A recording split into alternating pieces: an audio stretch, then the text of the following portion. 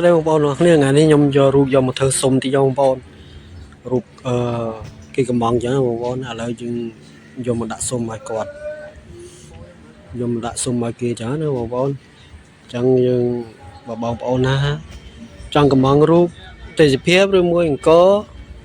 អាចកំងបានបងប្អូនខ្ញុំក៏ធ្វើជូនបងប្អូនដែរបងប្អូនហើយមានសេវាកម្មធ្វើសុំធ្វើអីដាក់ឲ្យមកស្អាតមកសែតបងប្អូននេះរូបខ្ញុំហើយធ្វើដាក់សុំដាក់ឲ្យហើយបងប្អូនឥឡូវខ្ញុំមកដាក់នៅផ្ទះគាត់ហើយនេះ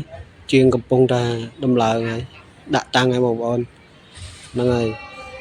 នេះបានជាង2នាក់ធ្វើការមួយគ្នាជាងប្រខៅហើយនឹងប្រុសញ៉ាញ់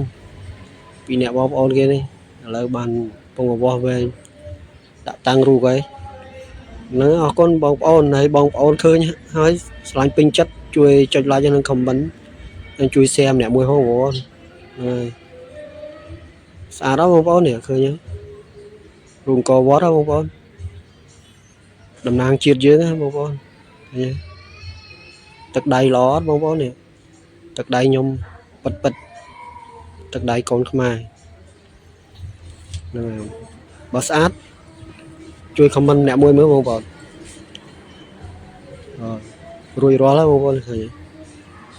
អរគុណច្រើនណាបងប្អូនបាយបាយ